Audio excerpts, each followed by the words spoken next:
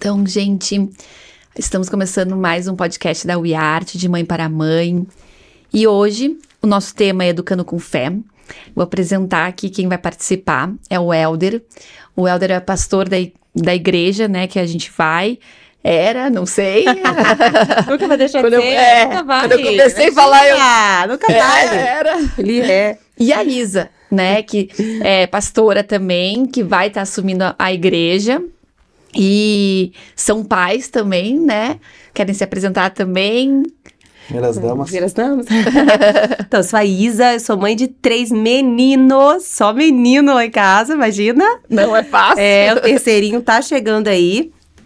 Sou pastora da Igreja do Cinema, a gente chegou no lugar do Helder e da Thaís, e é muito legal estar aqui, sou esposa, mãe, dona de casa e pastora, é isso que eu faço. Bem-vinda. Obrigada. Olá, Guta. Olá, pessoal. Meu nome é Helder. Eu sou pai do John e da Joy. Tenho um casalzinho, casado com a Thaís. A gente fez essa brincadeira porque eu era pastor do campus aqui de Curitiba, da Igreja no Cinema, mas agora estou indo para uma outra cidade. A gente pretende começar um campus novo lá nessa cidade, então a gente está se movendo. E a Isa e o Vini assumiram ali, e obrigado pelo convite, pra gente vai ser um prazer, que é 2 coisas que a gente ama muito, né? Falar sobre família e falar sobre fé. E vai ser legal porque, né, a gente tá com crianças pequenas, então a gente precisa colocar em prática aquilo que a gente fala, aquilo que a gente crê, porque a gente tá passando por isso, né? Então, às vezes a gente quer dar conselho para as pessoas, né, como pastores, mas às vezes se a gente não tá passando pelo que a maioria das pessoas passam, é um pouco mais difícil, né, você entender a realidade. E como a gente tá passando por essa fase, então eu acredito que vai ser uma conversa bem bacana, assim, tanto do ponto de vista da fé, né, falando sobre os princípios bíblicos por trás da família, da criação de filhos, mas também da nossa experiência do cotidiano. Legal. E a Isa eu tô conhecendo agora, mas o Helder a gente conhece já faz algum tempo, e eu tenho que levantar a bola do Helder. Porque eu e o Ricardo, né, meu marido, a gente ama ele, a Thaís, os filhos deles. Eles nos recepcionaram muito bem. Já é uma igreja que eu conheço por causa da Tiffany, né, minha amiga, há 10 anos. E a gente, de vez em quando, não conseguia se engatar, assim, com amizade, né, ficar ali. O Ricardo também não era muito animado ainda de ir pra igreja, então às vezes eu ia sozinha, às vezes ia arrastado, né, aquela coisa. E a gente foi num encontro que a igreja proporciona, né, para pessoas que dizem que estão indo a primeira vez e tal. E eu sempre falava, não, mas eu já vim, então não posso, né? E daí naquele encontro que a gente estava, naquele culto, eles falaram, e também para quem nunca foi, por mais que não seja a primeira vez, também pode. Daí eu falei, é pra mim, vamos, vamos, então tá bom. Daí a gente foi, e o Helder, acho que literalmente é uma das pessoas mais humildes que eu conheço. A tua fé, os teus ensinamentos, a forma que você consegue explicar para as pessoas é de uma humildade absurda. Obrigado. Então, tenho certeza que hoje vai também ter muito aprendizado. Muito. Né? Então, é muito gostoso quando a gente tem essa paciência também de explicar, por mais que a gente tenha muita sabedoria, muito conhecimento de um assunto, como vocês têm. Mas é muito legal a gente ter essa humildade em passar, né, para pessoas que às vezes não têm ainda tanto conhecimento de algum assunto. Obrigado. Imagina. E ele é isso mesmo, ele é isso mesmo. A gente é amigo há muito tempo, já moramos perto um do outro. E ele é isso mesmo. Obrigado, gente. Imagina. Então, gente, a gente, todo podcast, a gente entrega um presente, obviamente, personalizado e sempre para os filhos, né? De mãe para mãe. Então, tá aqui para vocês. Obrigado. Espero que vocês gostem. Obrigada. Posso abrir já? Sim. Guta. Meu Deus. Depois eu tô de devendo o Isa pro terceiro, não tem problema. Certo. Gente, eu só não... Aí, ó. Ele é chatinho. Faz assim pela lateral que sai lateral, a fitinha, né? aí. Aí, consegui. Telzinho, deu o seu bem depois também. Já começa pela caixa, né? Ai, We Art for Kids. Ai, que lindo. Uau, olha. Gente, que lindo. Olha só. Tag de mala aí para os viajantes. Que gostam de viajar. Muito bom. Os meninos gostam de viajar. Eu não tinha visto esse ainda. Demais. Nossa, muito olha, legal. Zac. Muito legal. Amamos. Obrigado, muito viu? obrigada. Deus abençoe. Muito obrigada. Eles vão amar. Que Eles vão bom. amar. Pra usar e Ficou fácil incentivar fazer também. isso, né? J e J, John e Joy. Você facilitou a vida das Eu me tornei a pessoas. pessoa que eu mais temia, porque a minha mãe fez teve isso. 2 filhos também, né? Eu e minha irmã. Eu sou Elder com H e minha irmã é Evelyn com H também. E eu sempre falei, nossa, pra que colocar o nome dos filhos com a mesma inicial, né? Aí chegou na minha foi vez, lá eu e fiz fez a o mesma mesmo. coisa. Mas é bom que facilita. E eu, como né, empresa de personalizados, eu sempre penso nas iniciais e tudo. Aham. Então já fica dos dois, tá tudo personalizado. Nossa, e os igual, meus são pronto. todos diferentes, gente. Eu não fui por esse lado, essa ótica. São nomes pequenos, mas todos diferentes. A letra é diferente e vai rolar.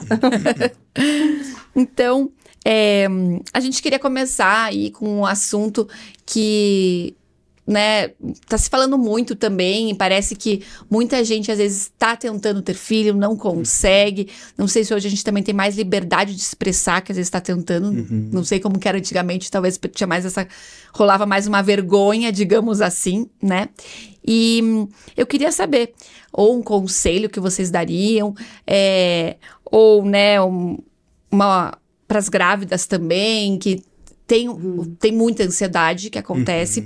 E eu vou contar antes até por que eu pensei nisso, né? Nessa pergunta primeiro. Quando eu engravidei, foi muito rápido. Eu tirei o DIU e engravidei em 1 semana. Mas eu sempre falo pra todo mundo que eu acho que a gravidez é, assim, a única coisa da nossa vida que a gente não tem controle. Casar, você ainda pode ter controle. Ter um tal emprego, você tem um controle, eu digo, a gente como cristão, a gente sempre entrega nas mãos de Deus, né? Mas a gente ainda tem o poder de fazer algo, né? Ali tem algo no teu controle. E ter filho, eu acho que não tem. Porque realmente a gente vem, eu acho que pra terra mesmo, e como pais, é o dever ali que é, né, passar a ter bons ensinamentos e tudo pra uma próxima Uma missão, geração, né? né? Exato. Então, eu acho que talvez filho realmente, não sei, não seja pra todo mundo, quem sabe, pra quem não, às vezes não consegue, ou às vezes não tem vontade mesmo, porque é muito desafio, com certeza. E eu sempre falo isso pra muitas pessoas. E por que eu tive tão rápido tudo? Porque eu fui casada 8 anos e eu cogitei não ter filhos, até porque eu sou bem satisfeita com a minha vida pessoal, com o meu trabalho e tudo, mas foi algo que me tocou, assim, eu falei, ou eu tiro o DIU, ou eu vou ter filho, acabou. Então eu já sabia que era menino, era tipo assim, tudo surreal. Legal. Sabia que ia ser loiro, eu falava pro Ricardo, ele vai ser loiro, eu sabia tudo. Então foi uma conexão muito grande, assim, já antes de vir. Então eu senti muito essa missão, né? E eu queria saber o que vocês acham, né? Como que é o pensamento de vocês nesse sentido aí de tentante, né? Essa frustração, essa ansiedade também e tudo mais que tem aí quando você está tentando e depois grávida. O que vocês pensam disso? Vou começar falando. Eu acho esse assunto, é fantástico que a gente discuta esse assunto, sabe? Eu costumo conversar bastante sobre isso, assim, nas minhas redes sociais, com o pessoal. E eu acho que você tocou num cerne, assim, dessa questão. Esse fato da gente entender que nós não produzimos o filho. Embora a gente tenha, né, o ato sexual, e a consequência do ato sexual qual é? Gerar uma vida. Sim. É a consequência natural do ato sexual. Mas quem tem o poder sobre a vida e sobre a morte? É Deus que tem o poder sobre a vida. Então, assim, o meu conselho, e algo que o Espírito Santo tratou muito comigo, é com esse terceiro filho. Olha que coisa, né? No terceiro filho, eu demorei para engravidar. Logo quando eu falei assim, quando eu comecei a desejar mais um Sim. filho, e os 2 primeiros foram muito rápido, né? Muito rápidos e tal, e o terceiro parece que não vinha, foram vários meses, eu até comentei com vocês, com a Thaís, foram vários meses assim, e o Espírito Santo queria tratar aquilo comigo, ele começou a falar pra mim. E a primeira coisa, Guta, que a gente tem que entender é que os filhos, eles são heranças do Senhor, uma recompensa que Ele dá. O problema é que atualmente a gente se acha tão poderoso pra tudo, né? Pra tudo. Pra produzir dinheiro, pra produzir riqueza, pra produzir isso, pra produzir aquilo. A humanidade, ela se sente assim, né? O dono de tudo. Nós somos donos de tudo, a gente acha que somos, né? E a gente começou a achar que a gente é dono da vida também. Que a gente pode produzir os filhos, e aí a nossa mentalidade, ela, de alguma forma, ela mudou e começou a olhar para um lugar errado. A gente começou a achar que ter filhos é um direito nosso. E aí entra uma questão e um perigo muito grande. Porque os filhos, eles não são nosso direito, eles são uma recompensa que Deus dá. Então, o conselho que eu dou para as tentantes é um conselho meio estranho, mas não se assuste, vou explicar. Não tente. Não tente. Simplesmente receba a recompensa que Deus te dá, receba a bênção que Deus te mandar. Entenda isso, ele tem o poder sobre isso. Por quê? Porque o que acontece? A gente entra nesse lugar de tentante, e eu falo que essa palavra, ela é destruidora. Você entra nesse lugar de tentante que eu tenho que fazer o sexo naquele período, naquela data, naquele momento. E aí o que acontece? A gente começa a deturpar até a relação sexual com o nosso marido, que é algo sagrado aos olhos do Pai. Tipo assim, a relação sexual é algo sagrado, sagrado. O nosso leito matrimonial é algo sagrado. E o que a gente começa a fazer? A gente começa a usar o corpo do nosso marido como um objeto. Por quê? Porque eu preciso engravidar. Interessante. Então, tipo assim, eu preciso engravidar. Tô parado pensando nisso. Então, vamos fazer sexo, entendeu? Vamos fazer sexo? Vamos fazer sexo um dia sim, um dia não, nessa posição, nesse dia, nessa lua. Todas Você sabe disso. A gente vê muitas mulheres passando por isso. Vamos fazer sexo desse jeito porque a gente precisa engravidar. Só que a gente começa a deturpar algo que é precioso aos olhos do Pai. E é sagrado. Sim. Então, assim, o que eu falo? Não tente. Eu sei que é difícil. É duro. Quando a gente quer ter filho, quando a gente anseia por isso e aquilo não vem, aquela resposta não vem. Mas a gente precisa encontrar esse lugar em Deus. Essa dependência e esse contentamento em Deus. E eu falo sempre para as meninas, eu tenho uma amiga que está passando por isso agora, ela achou que ia ser muito rápido a gravidez dela e até agora nada. Já tem vários meses. E ela perguntou para mim, quanto tempo você demorou? Eu falei assim, para com isso. Para com isso. O que você tem que fazer? Você tem que viver de acordo com o que Jesus mandou você viver dentro do seu casamento. Honra o teu marido. Se deleite no teu marido. Se deleite no teu marido, né? A palavra vai dizer isso. A gente tem que se deleitar. O ato sexual é um deleite para o marido, para a esposa. Se deleite no seu marido. Se embriague. As escrituras vão usar essa palavra, que é para você se embriagar disso, da relação sexual com o seu marido. Faça isso e deixe que Deus... Ele tem o poder sobre a vida. Claro que tem coisas que nós precisamos fazer. Vai fazer o seu check-up, vai fazer o seu exame, vai ver se tá tudo bem com você, vai ver se tá tudo bem com o seu marido. Dentro do possível, cheque você. Cuide do templo, cuide da sua saúde. Mas fora disso, a ansiedade vem porque a gente parou de depender desse Deus poderoso que dá a vida. E a gente começou a depender do nosso esforço. E se você começa a depender do seu esforço, você fada ao fracasso. E aí a gente vê várias mulheres frustradas, porque não consegue ter filho, várias mulheres frustradas partindo para outras... E você vê que fica enlouquecido, assim, fica um negócio enlouquecido. E aí deturpa o casamento não fica bom, relacionamento mulher e marido não fica bom. Então, assim, meu conselho para vocês que estão tentando, meu abraço primeiro a você. E segunda coisa, sabe... troque isso. Fala, Jesus, eu não quero tentar produzir na força do meu braço. Eu quero viver para a tua glória, assim. Eu quero viver um casamento pleno. E eu sei que quando tiver que vir, se tiver que vir, é um presente que você me dá. É uma recompensa que você manda. Não sou eu que fabrico. E eu vou amar esse filho, eu vou cuidar desse filho e eu vou fazer o melhor que eu puder. Então, acho que esse é o conselho para as gestantes. É de fato isso, né? Entender que você não tem controle de nada. Entender que ele tem poder sobre isso. É engraçado que na primeira gestação, eu sofria muito, tinha muito medo de perder. Eu tive um aborto antes de engravidar pela primeira vez. Então foi muito difícil. O Léo lembra. Foi muito difícil, foi muito duro. E aí eu tive que entender durante a gestação do Zac, meu primeiro filho, que eu não podia fazer nada além do que eu já estava fazendo. Eu tinha que me cuidar, mas quem formava o Zac no meu ventre era Deus. Eu não podia colocar um braço aqui dentro. Tem controle. Eu não podia colocar uma perna, eu não podia colocar a respiração dele. Era Deus. Então, assim, o meu conselho para você que tá grávida, que tá gestando, que acabou de ter um filho, confie no teu pai, confie em Deus, se entregue, sabe? Seja filha desse Deus e deixa ele cuidar de vocês, que tudo vai dar certo. Eu para acrescentar rapidinho, sendo bem sério, se a gente ficar só nessa pergunta, a gente já teria conteúdo pro podcast inteiro. É muito, né? É muito tenso. Mas assim, ó, eu vou tentar resumir assim o meu conselho para isso, que é um conselho que você pode aplicar em qualquer área da sua vida. Sempre comece pelo porquê. Nós, como ser humano, a gente tem a tendência de focar no que e como. O que? Eu quero ficar grávida. Como? Namorando todo dia, fazendo uma inseminação. A gente foca nisso. Só que a gente não foca no mais importante, que é o porquê. Então, para as pessoas que estão nessa fase, a pergunta mais importante que você tem que fazer é por que você quer ter um filho? Por que você está querendo ter uma gestação? né? Então, por exemplo, por mais que eu não sou mãe, mas eu sou casado com uma mãe. Você é pai. Passei por esse processo, mas eu aconselho muitas mães, né, no aconselhamento pastoral. E um dos maiores vilões na vida de uma mãe que está tentando engravidar, ou de uma mulher que está tentando casar, ou de uma solteira que está querendo relacionamento, se chama comparação. E como eu não vou conseguir me aprofundar, eu vou dar algumas referências para as pessoas depois poderem procurar se elas se interessarem. Eu tenho uma mensagem no Spotify, as pessoas podem procurar lá Igreja no Cinema, no Spotify, e o nome da mensagem é Comparou ou Perdeu. E lá eu explico que a partir do momento que você compara, você já perdeu na hora. E a comparação é um dos maiores inimigos para uma mãe ou para uma mulher que está tentando engravidar. Por quê? Porque ela sempre vai perder. Porque aparentemente a vida do outro, o casamento do outro, a gestação do outro sempre vai ser melhor do que o meu. A realidade é diferente. Então, comparou, já perdeu, né? Uma outra coisa que eu percebo que a Isa falou, que faz muito mal para essas mães, é a ansiedade.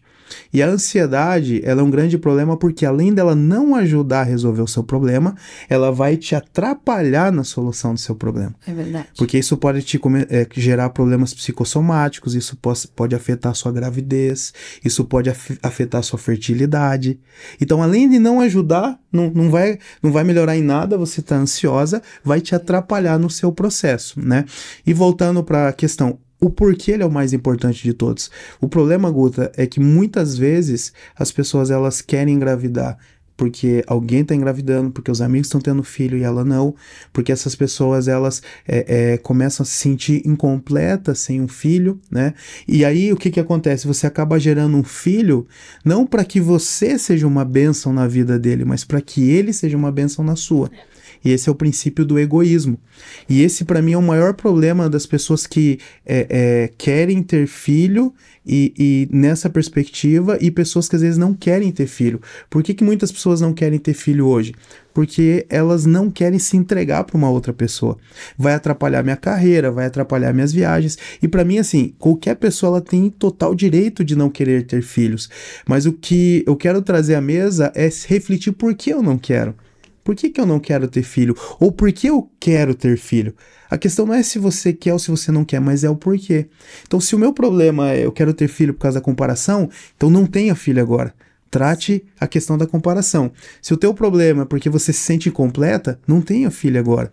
Trate essa questão, o que está te fazendo sentir completa. Agora, a partir do momento que você estiver preparada para poder dar de você e abençoar outro ser humano através da sua vida, onde você olha para você, para seu marido e fala, a gente vive tão bem, a gente é tão completo, que tal a gente poder estender isso para uma outra pessoa e poder desenvolver essa pessoa para que ela abençoe o mundo? Então as pessoas hoje elas têm medo de ter filho porque o mundo vai estragar o filho deles. Mas nós temos filhos porque nós temos a resposta para o mundo. Então o mundo não vai estragar os meus filhos, mas os meus filhos são respostas para o mundo. Então o meu conselho é, inicie sempre pelo porquê.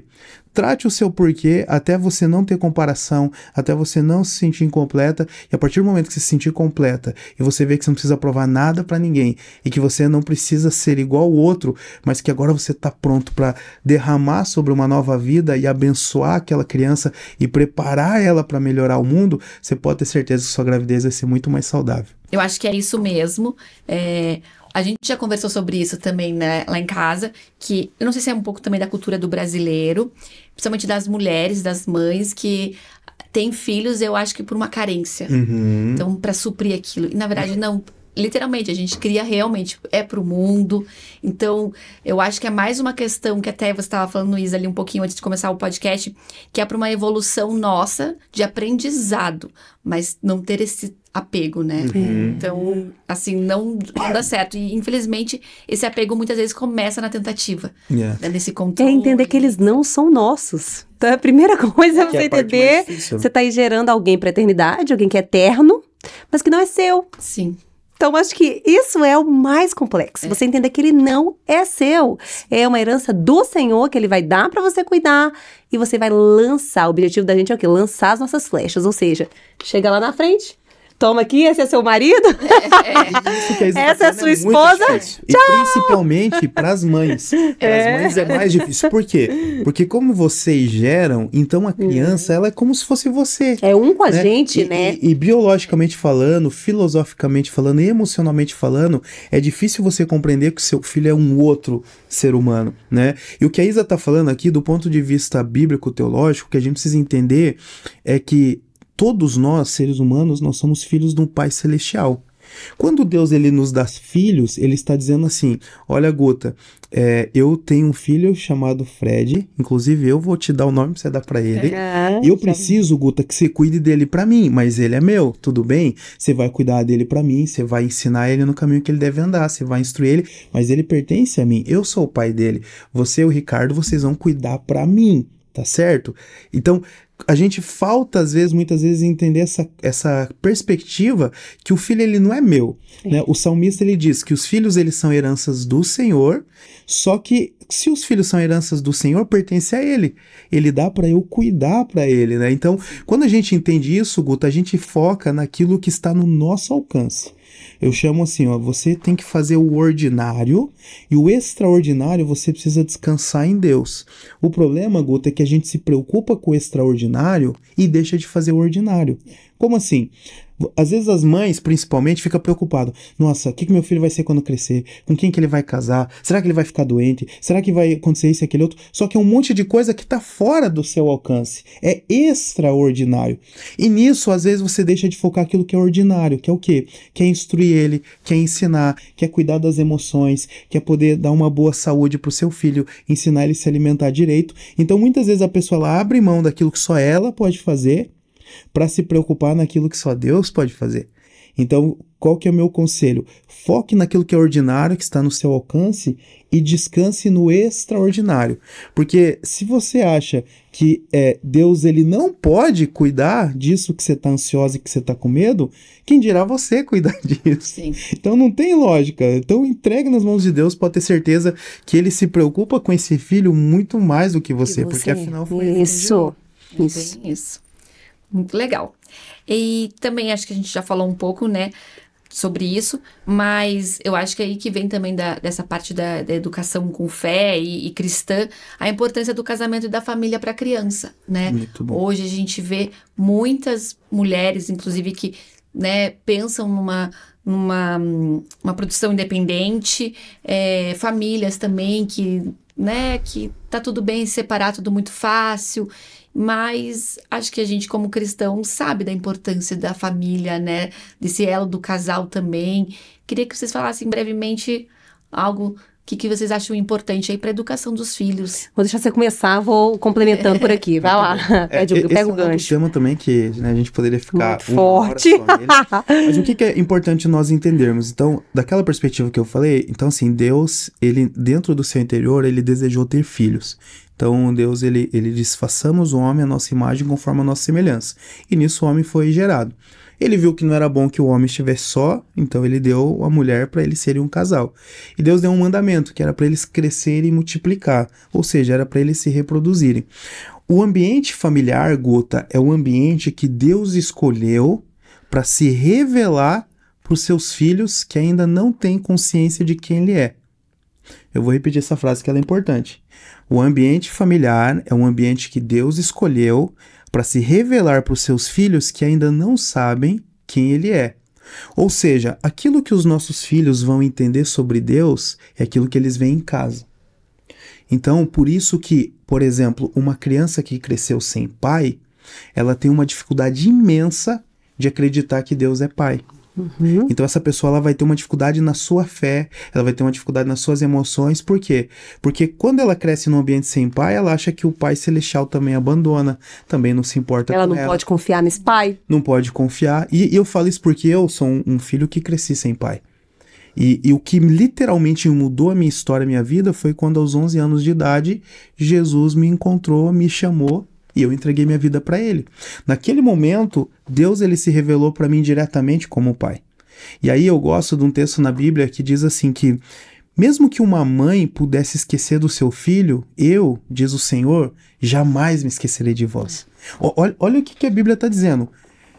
o texto ele começa assim, pode uma mãe esquecer do seu filho? Ou seja, ele já começa falando, é difícil, é muito difícil, é quase impossível, só se a pessoa tiver um problema psicológico, emocional, com drogas, porque uma pessoa em sã consciência, ela não vai deixar o seu filho. Jamais. E aí a Bíblia diz, mesmo que isso aconteça, eu, Senhor, jamais esquecerei de vós. Então como que isso acontece na prática? Mesmo que um pai ou uma mãe abandone o seu filho, o Senhor não abandona. O problema é que essa criança vai ter muito mais dificuldades de receber esse amor do pai.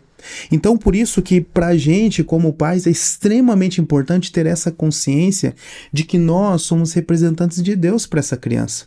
Então, quando eu cuido do meu casamento, quando eu cuido da minha relação com a minha esposa, é mais do que apenas atender os meus interesses próprios. Ela não fez o que eu quis, ela não está me satisfazendo. Mas eu compreender que existe um filho de Deus na minha casa, que aquilo que ele vai saber sobre Deus é aquilo que ele está vendo na minha vida e na vida da minha esposa. Então, se eu sou um marido que agrido a minha esposa, que ofendo ela, se eu sou um marido que não cuido dela, então automaticamente o meu filho vai olhar para mim, primeiro, ele vai associar Deus como alguém que faz isso, e segundo, a probabilidade dele se tornar um homem semelhante a mim é muito grande. Existem exceções, mas são exceções. A regra é essa.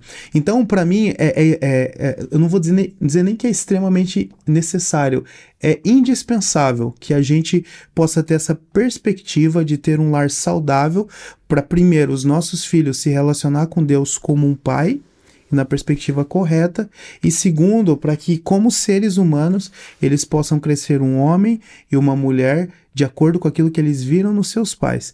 E eu costumo dizer que o grande desafio de você ser pai e você ser mãe é que os seus filhos eles não vão aprender com aquilo que você fala, eles vão aprender com aquilo que você faz. E, por exemplo, né, o meu depoimento pessoal, eu quando a Thaís estava grávida da nossa primeira filha, eu já tinha na minha cabeça que ela ia ter que ter alimentação saudável. Nada de embutido, nada de fast food, nada disso, é alimentação saudável. Até o dia que eu descobri que ela queria comer o que eu como. Então minha filha não vai ter alimentação saudável se eu não tiver uma alimentação saudável. Exato. E aí você pode expandir isso para tudo. A minha filha ela não vai ter uma saúde emocional se eu não tiver saúde emocional. A minha filha ela não vai ser uma pessoa equilibrada se eu não for equilibrado. Então eu costumo dizer que a paternidade ou a maternidade ela vai te obrigar a crescer. Depois que você é pai, você é mãe, é impossível você permanecer do jeito que você tá.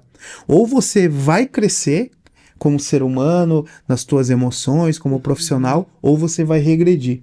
Ou você vai cair numa depressão, você vai aumentar a tua ansiedade, você vai ficar descontrolada. Por quê? Porque você vai ser exigido a tomar uma postura seja de crescimento, ou seja de você ser engolido pela circunstância. E qual que é a boa notícia nisso? Que através da pessoa do Espírito Santo de Deus, você tem um ajudador, você tem um professor que vai te conduzir nessa jornada. Porque, sendo bem sincero, Guta, sem o Espírito Santo é impossível. É muita pressão. Sim. É pressão financeira, é pressão psicológica, é pressão emocional, é pressão de todo lado. Então, se você não tiver ajuda do Espírito Santo, que vai te instruir, que vai te aconselhar, que vai te acalmar, você não consegue. Então, essa é a parte mais importante de todos. Entender que o Deus Todo-Poderoso deu o Filho para você, e ao mesmo tempo ele deu o próprio Espírito Santo dele para te conduzir nessa jornada. E é muito forte isso, essa questão do casamento, né? Porque, como ele falou, é o primeiro Cristo, é o primeiro Deus, né? É o Deus que a criança visualiza.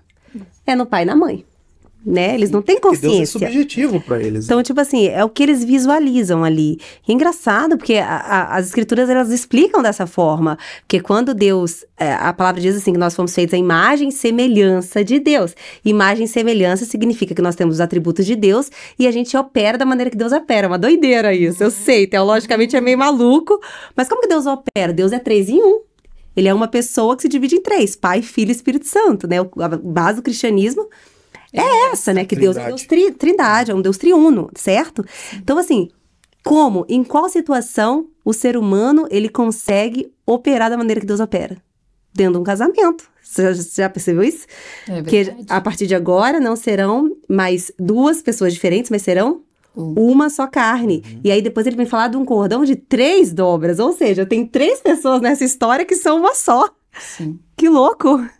Tipo assim, então disso, né? Meu marido e Jesus, nós somos um só, que somos 3, é louco isso. Então eu manifesto sabe, o modo operacional de Deus no casamento. E isso extrapola ali dentro da minha família. Tem uma mulher que a gente até estava estudando o livro dela, ela já faleceu, e ela deixou uma grande contribuição, assim, pra gente, dona de casa, mãe. É a Devi, que ela fala sobre a experiência do lar. Aí ela fala assim, o lar, né, o lar, lógico, envolvendo não só a casa, mas o núcleo familiar, o casamento saudável. O lar é onde o coração se forma. Ou seja, um casamento saudável, um lar saudável, um lar cheio de paz, cheio de amor, é ali, é igual um ninho, né? Como se fosse um ninho para se formar o coração de um ser humano. Isso é muito forte. É muito isso que o Alder falou. Uma pessoa que não tem isso, que não tem essa referência, ela não vai dar certo na vida? Não é isso que estamos dizendo. Nós somos provas vivas disso. O Helder não teve uma família estruturada, eu também não tive. Nós tivemos o acesso a Jesus. Nossa vida foi transformada por Jesus. Mas é óbvio, a gente conversando, a gente sabe muito bem que seria muito mais fácil se a gente tivesse tido... Por exemplo, meu marido teve uma estrutura familiar perfeita. Pai, mãe, irmão. É lindo. E você vê os ganhos que ele teve. E aí eu olho pra mim e falo, caramba, né? Mas parece que foi um pouquinho mais complicado aqui. Então, essa é a responsabilidade que nós temos, de cuidar do nosso casamento, cuidar da nossa casa, estabelecer um lar onde o coração dos nossos filhos podem ser formados. Que lindo. E como ensinar fé para crianças, né? A gente, acho que também, falando um pouco mais também no Brasil, a gente tem muito cristão não praticante. E... eu tenho, inclusive, recentemente uma amiga também veio falar comigo. Ai, que igreja que você vai? Como que funciona? Porque, assim, eu tô bem perdida. Então, assim, mas foi uma pessoa que foi batizada, enfim, casou, né, tudo. Mas, como a gente não tem muita gente que não é praticante, se sente perdido. E como ter esses valores de fé pro filho fica mais difícil ainda, porque você não tá tendo diariamente, como que você vai passar isso, né? Muito boa. Isa, começa. Essa pergunta vai dar... Só tá dando pergunta boa, que vai dar o quê? 10 horas de podcast. A gente veio conversando isso no carro. Mas fala da tua... É que ela pregou sobre fé esse tempo também na igreja. Porque, dá assim, pra orientar a o pessoal fé... pra depois. Que o escritor de Hebreus, ele vai dizer assim, Hebreus 11 vai dizer assim, a fé, ela vem pelo ouvir a palavra. Não, na verdade não, Hebreus não tá falando sobre isso, né? Ela fala depois, mas Hebreus 11 vai falar que a fé é o quê? É aquilo que nos traz convicção e certeza das coisas que nós não vemos, mas que nós esperamos. Mas como que a fé vem? Depois o escritor vai falar sobre isso. Como que a fé vem? A fé, ela vem pelo ouvir a palavra de Deus. Então, Guta, a gente não ensina fé. A fé, ela simplesmente, ela é recebida, ela é gerada por Jesus, pelo Espírito. Como? Isso é uma loucura. O que a gente tem que fazer com as nossas crianças? A gente não vai ensinar fé. A gente vai expor eles a Jesus. Desde o nascimento, nós precisamos expor os nossos filhos a Jesus, a palavra de Deus. Os nossos filhos, eles precisam estar expostos a Cristo, expostos à palavra de Deus. É por isso que é impossível uma pessoa que não pratica, uma pessoa que não está imersa nisso, que não vive uma vida de fé, querer que seus filhos tenham fé. Porque não é assim que funciona. Então, a gente expõe aquelas crianças à palavra de Deus. E aí, através da palavra de Deus, eles ouvirem a palavra de Deus. É isso que as escrituras dizem. A fé, ela é gerada dentro de nós. A fé não é uma coisa que eu ensino. Ela é algo gerado no meu espírito. Através do quê? De ouvir a palavra de Deus. É algo extremamente sobrenatural. E essa palavra, a fé... Quando a gente fala assim que a fé é a certeza, quando Hebreus vai dizer isso, o escritor de Hebreus vai dizer que a fé é a certeza das coisas que nós não vemos, mas que nós esperamos. Essa palavra certeza, ela significa hypostasis, é uma palavra meio estranha, né? No grego, mas hypostasis significa que a fé é uma substância, igual se fosse uma substância, sei lá, é igual uma água, vamos dar um exemplo, né? A fé é como se fosse uma substância, olha só, é uma substância que é gerada dentro de nós através do ouvir a palavra de Deus, e essa substância é como se fosse um motorzinho do nosso carro, que nos dá certeza de uma coisa que nós não vemos, mas que nós temos a plena convicção de que é verdade. E que coisa é essa? Que Cristo veio, que ele era o próprio Deus, que ele morreu, que ele ressuscitou no terceiro dia, e juntamente com ele nós também ressuscitamos e temos vida, que não somos mais pecadores, mas que temos vida em Jesus e que vamos viver para sempre com ele. Então imagina, você precisa ter um negócio que te dê essa convicção, de que seu corpo vai morrer, mas você não morre mais, imagine. que você vai viver para sempre com esse Deus, que existe uma herança no céu para você, que existe plenitude de vida. Então isso só por meio da fé. A fé não tem como a gente ensinar a fé, tem como a gente expor os nossos filhos a Jesus. Sim. E eu lembrei agora você falando, Isa, era também, não sei se era um podcast, não lembro, era de um pastor que ele falou, a maior herança que a gente pode deixar para nossos filhos é ensinar, não ensinar, né, mas construir, expor a fé. Isso. Porque, gente, qualquer dificuldade, com fé, então não adianta assim, dar dinheiro ou dar a melhor família, etc. Porque tudo pode ser levado.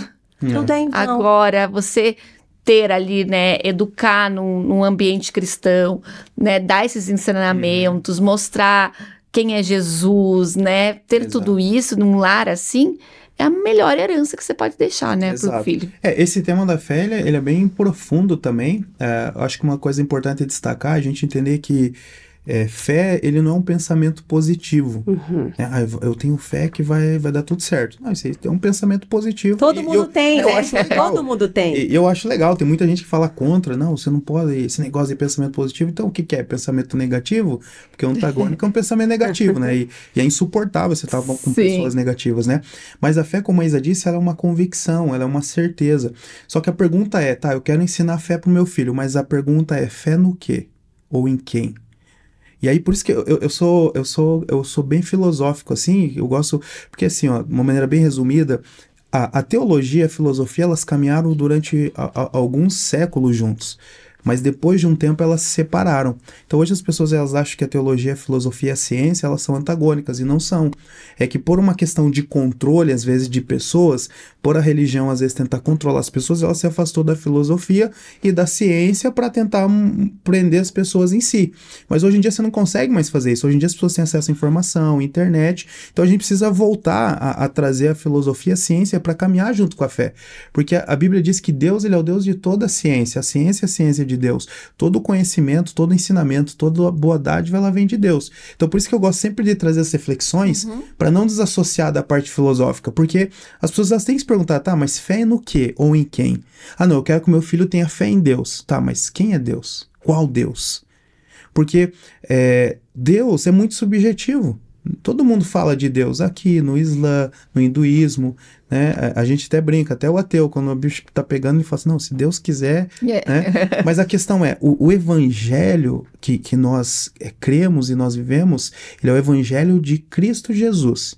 Então, quando a gente fala de fé, o mais importante não é você ter fé em Deus, mas é você ter fé em Cristo Jesus, né? Fé de que Jesus, ele morreu ele morreu para perdoar os nossos pecados e ele ressuscitou para que a gente tenha vida eterna.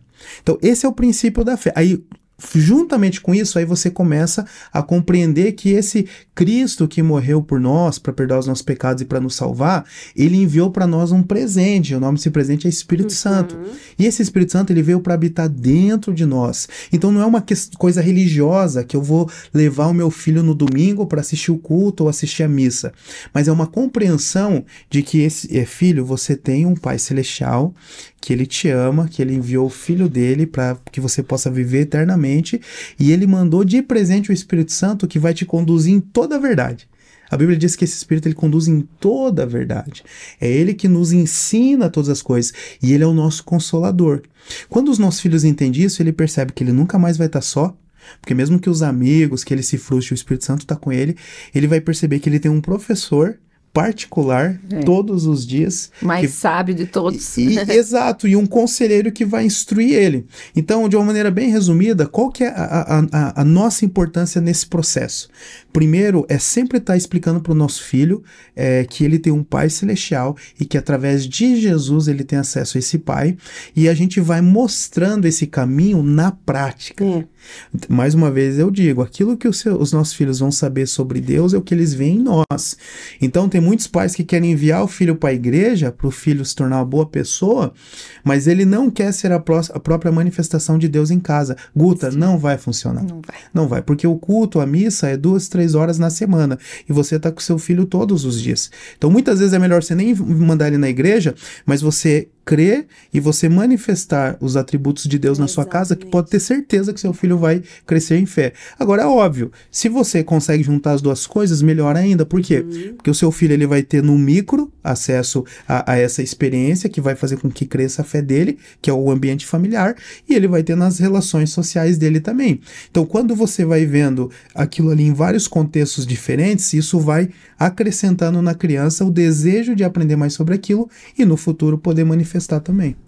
E é muito forte isso, porque esse é o ponto, assim. Então, as crianças, elas têm que ter acesso a nós como mães e pais, né? Especificamente as mães. Mães que se relacionam com o Espírito Santo. Mães que amam Jesus. Elas têm que ver dentro de casa isso. É parte da nossa rotina. Então, tipo assim, como que eu ensino isso? Sendo isso. Todos os dias, desde que a criança nasce, entendeu? É engraçado, meu filho tava perguntando, ele pergunta todo dia, agora tá na fase, né? Faz 4 anos, meu mais velho.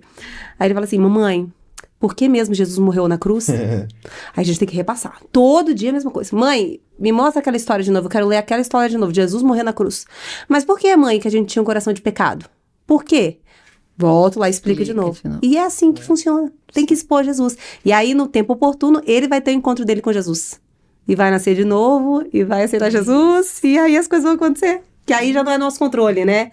Aí é o Espírito Santo. Por eles, né? Muito legal. E também a gente colocou aqui como ensinar oração, né? Mas eu acho que já está respondido, que é justamente isso que a gente comentou, né?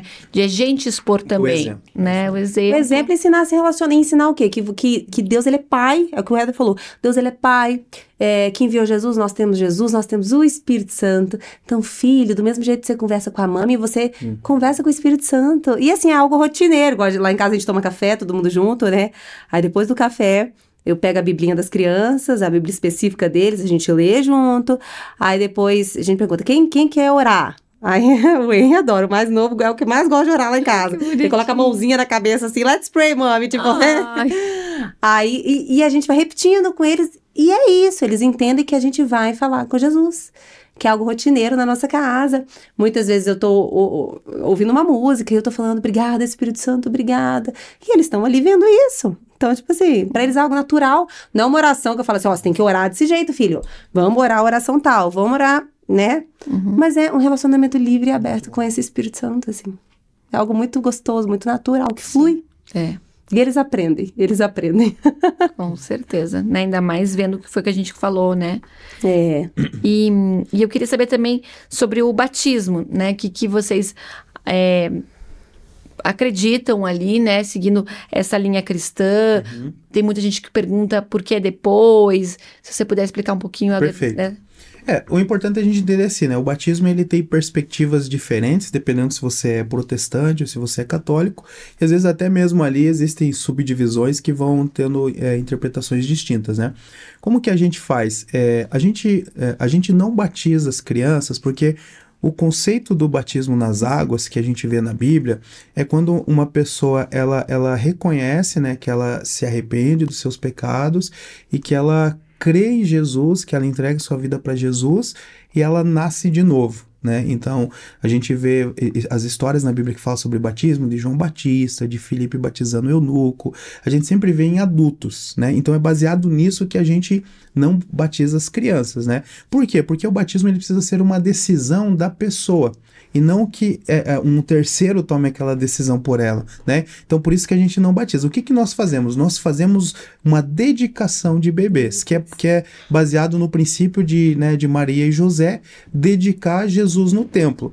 E o que é essa dedicação de bebês? Essa dedicação de bebês, ela nada mais é do que nós, como pais, reconhecermos que aquele bebê, que aquela criança pertence a Deus.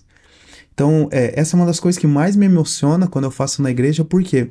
Porque quando nós dedicamos os nossos filhos, nós estamos reconhecendo publicamente e diante de Deus de que aquela criança pertence a Ele. E que Deus é o Senhor da nossa casa, né? E o Senhor da nossa família. Exatamente. Então, por exemplo, a gente fez com o Fred, né? Eu fiz com os meus filhos também.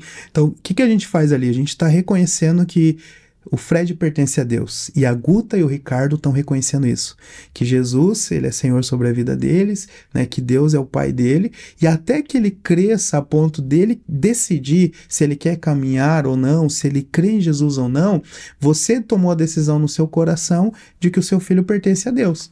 Então por isso que a gente não batiza, porque é uma decisão que vai ter que ser dele, mas você como pai, você como mãe, você decidiu que aquele filho pertence a ele, né? E tem um texto em Provérbios, se eu não me engano, no capítulo 22, que diz assim: ensina a criança no caminho que deve andar, que mesmo quando ele crescer, se ele se desviar, ele retornará.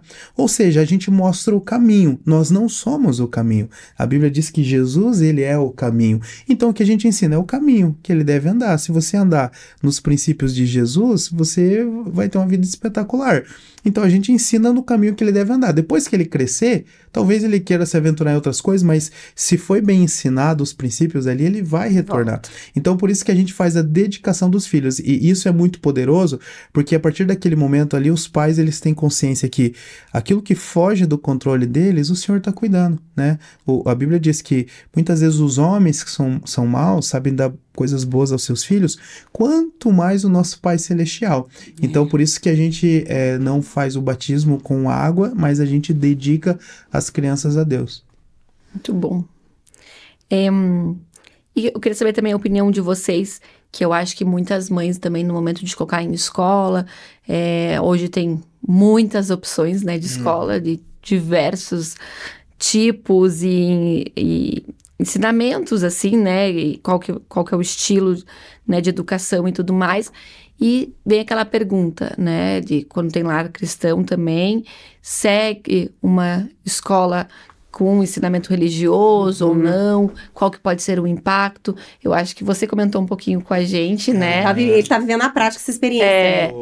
Nossa, mas vocês estão com umas perguntas muito boas. Você que fez ou o pessoal da... Não, dá vontade de ficar aqui 10 horas. Toda vez que faz uma pergunta, eu fico falando, meu Deus, da onde que eu começo? Porque eu gosto sempre de colocar fundamento, isso, sabe? Mas ótimas perguntas, viu? A Isa falou isso porque a minha filha, ela tá estudando... agora a gente tá se mudando, mas ela ela tava estudando numa escola com princípios cristãos aqui de Curitiba, né? Eu não vou fazer merchan porque eles não... Te pagaram pra isso. Mas assim, é maravilhosa a escola. Fica lá no Novo Mundo, né? Fica a dica. No Novo Mundo, o uniforme é 20. Mas enfim, eu vou ser bem sincero, tá, Guta? Eu vou ser bem vulnerável. Eu achava que não influenciava. Porque a minha convicção a responsabilidade de instruir é dos pais. Educação e instruir no caminho de Jesus é dos pais. Não é levar na igreja, não é levar na escola, é dos pais. Eu continuo tendo convicção disso. Agora, o que eu percebi é que ajuda muito quando os nossos filhos, eles têm outros ambientes que eles são expostos aos mesmos princípios que a gente ensina em casa.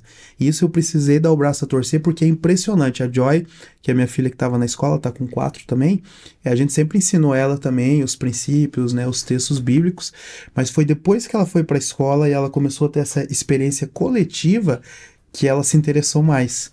Então, ela vem contando a história da Páscoa, ela vem contando a história do Natal, e aí é interessante que ela começa a misturar os personagens, né? Que o Jonah, a gente conversa com ela em inglês, né? Que o Jonah was inside the big fish. Porque o Jonas estava dentro da baleia e daí Jesus apareceu. Ela mistura tudo a história, mas não tem problema. Sim. Mas o que eu percebi? Jesus apareceu pra Jonas, muito bom.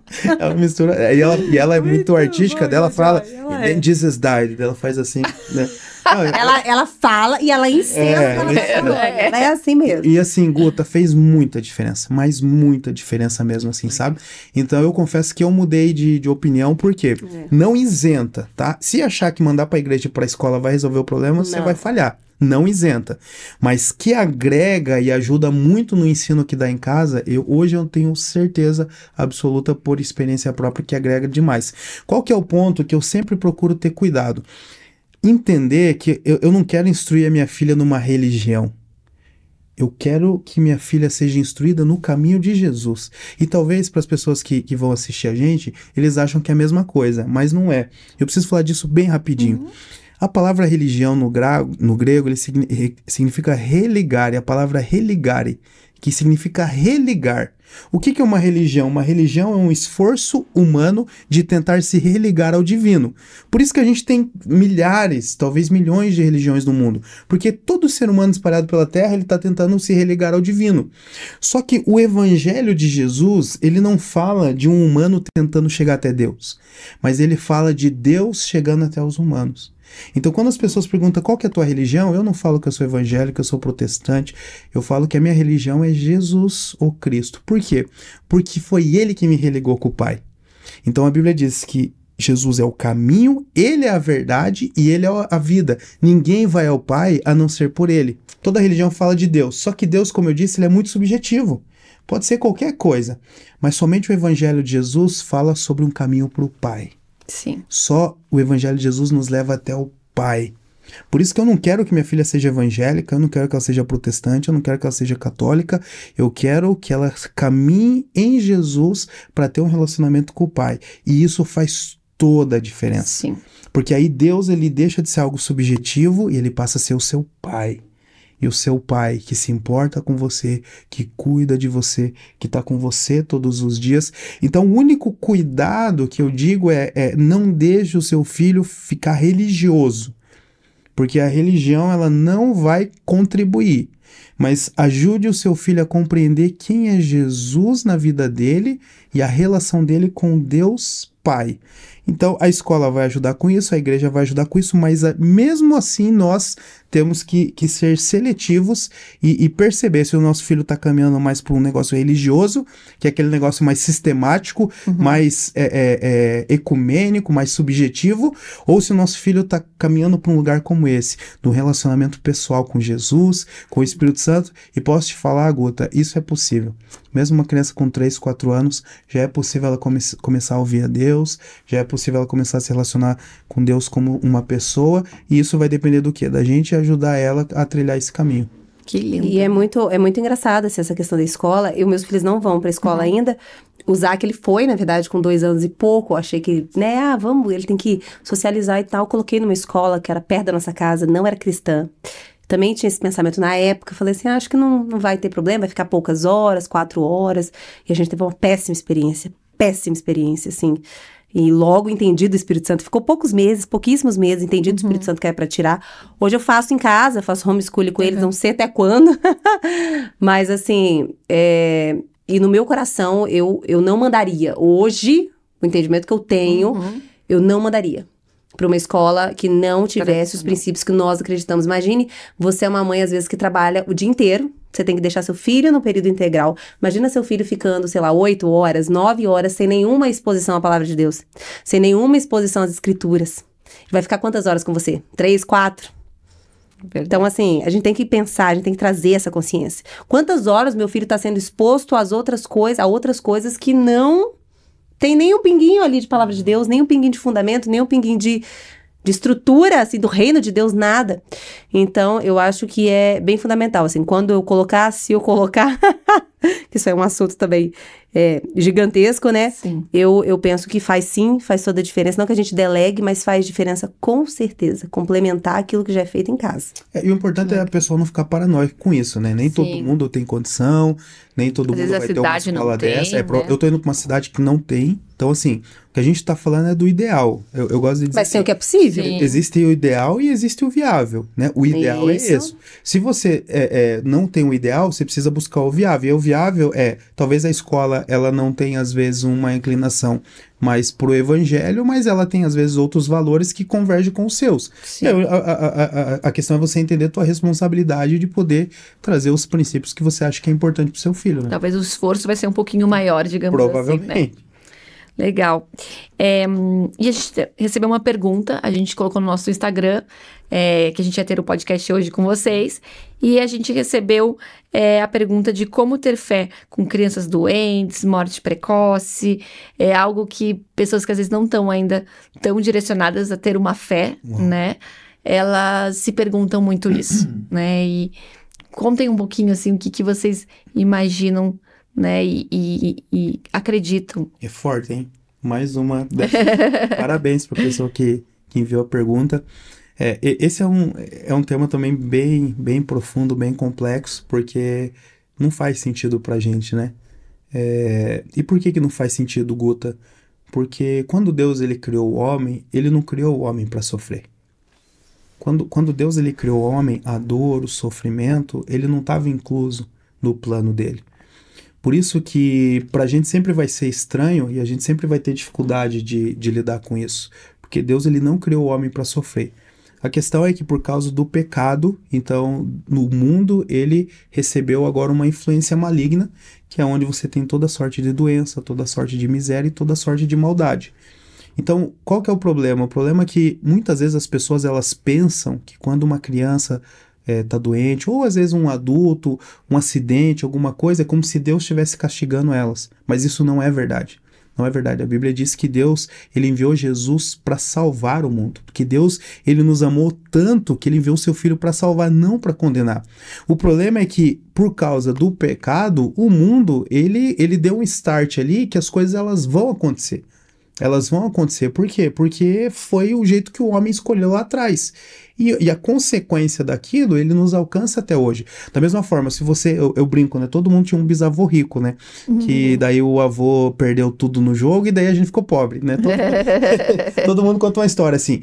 Aquilo que teu bisavô fez, ele te impactou. Não tem como dizer que não. E na história da humanidade é a mesma coisa. Aquilo que aconteceu no Éden... nos impactou.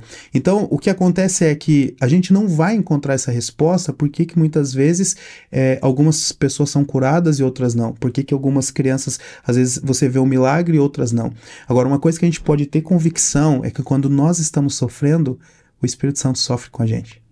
Tanto é que quando Jesus ele perdeu um amigo querido, um ente querido, ele chorou junto. Por quê? Porque mesmo que Deus ele não vai interferir, porque ele escolheu nos dar o livre-arbítrio, ele não pode interferir nisso, mas ele chora com a gente.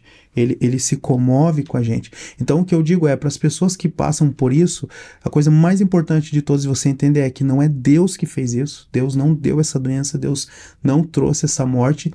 Segundo, ele vai passar por isso com você. Ele te ama e ele vai passar por isso com você. E terceiro, aonde essa ferida, essa dor, ela foi gerada, você vai tirar cura para outras pessoas dali. E também a certeza da eternidade, né, Helder? Também a certeza da eternidade, tem que ter sido muito enraizado, porque senão é tudo muito difícil. Eu lembrei da Laís, eu posso falar um pouquinho da Laís, claro, assim, só pra contextualizar. Eu lembrei de uma amiga nossa, bem rapidamente, eu sei que o tempo já tá estourando, mas assim, uma amiga nossa lá da igreja, uma amiga bem próxima a mim, ela tava grávida do 3º filho, menino muito esperado, o Dom, muito esperado, muito desejado, muito sonhado por todos nós. Eu lembro que uma semana atrás, antes dela ter neném, a gente tava falando sobre isso e orando sobre o parto sobrenatural, que ela ia ter o parto que ela tanto sonhava. E aí um belo dia eu acordei 6:30 da manhã, meu celular com várias mensagens, tipo, me liga, amiga, quero falar com você. E aí, na hora que ela me ligou, ela falou, você tá sentada? E eu já fiquei tensa. Aí eu falei, o que aconteceu? Pensei assim, o Dom tá nascendo, né?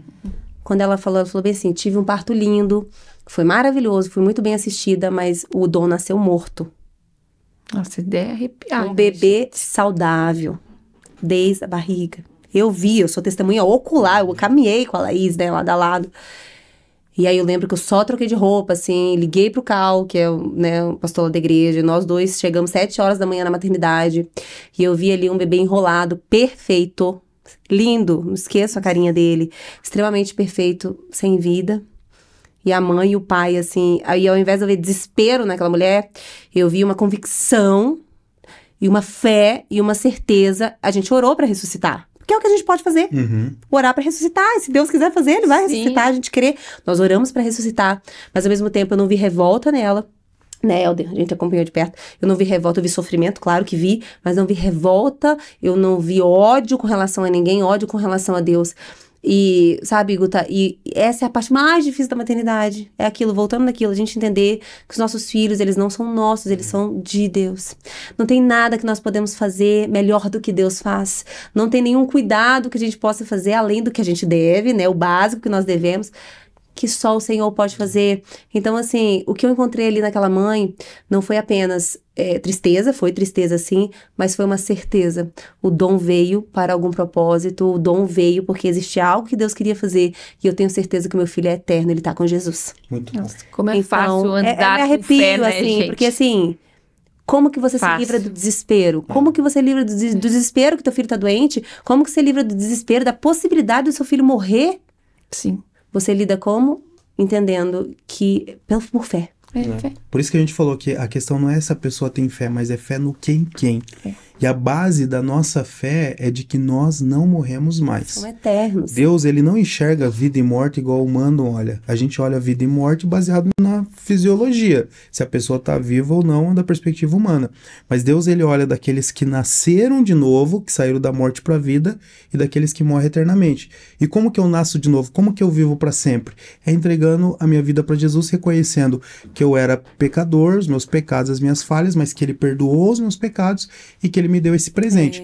Então, o que a Isa falou é fundamental, é essa convicção de eternidade que vai trazer refrigério para essa mãe, é essa certeza de que Deus está com ela, passando por aquela dor juntamente com ela, e terceiro, ela entender que dessa ferida ela pode tirar cura para outras pessoas, né? Porque muitas vezes a gente fala, Deus, por que isso aconteceu comigo? Né? Mas quando a gente faz essa pergunta, indiretamente a gente está falando, podia ter acontecido com ela. Por que não comigo? Por que não? Comigo, Essa pergunta. né? Fala assim, Deus, eu não sei por que aconteceu comigo, mas já que isso aconteceu, eu preciso da tua ajuda para você sarar o meu coração e que a minha vida, com essa experiência dolorosa, possa trazer conforto, esperança e amor para outras pessoas que passam pela mesma coisa que eu estou passando. Porque a gente sabe que tá todo mundo sujeito a isso, né? Sim.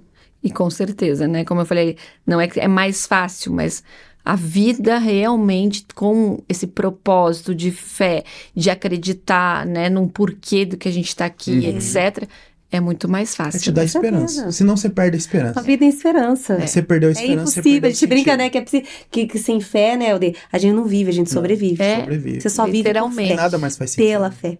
Você sobrevive, você passa por essa terra sobrevivendo sem fé. Mas com fé você vive. Você tem esperança, você se alegra com o seu futuro. Por quê? Você não tem medo, você tem fé. Independente do que vier, você tem fé, você crê, você sabe pra onde você vai. É isso. Então, gente, é isso.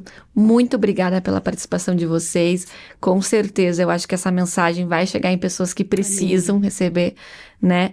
E trazer esperança, fé, uma palavra, né, bíblica, Jesus, em lares que às vezes não estão com fé, com esperança nesse momento.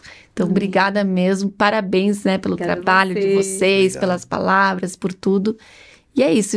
Logo, já temos aí o próximo podcast também, né? Então, sigam, curtam a gente aí. Parabéns pela iniciativa. Parabéns, muito E assim, obrigada. são vários temas bem profundos que a gente conversou, então eu quero deixar aberto, o pessoal que quiser chamar no Instagram. Sim, a gente vai marcar vocês. A gente pode... Chama a gente. a gente está disposto a conversar, bater um papo, né? Porque a gente sabe que são vários temas profundos que às vezes a gente falou pouco tempo, então nem sempre a gente consegue englobar todas as dúvidas, né? Mas obrigado e parabéns pelo Obrigada, podcast. Gota. Obrigada a vocês também.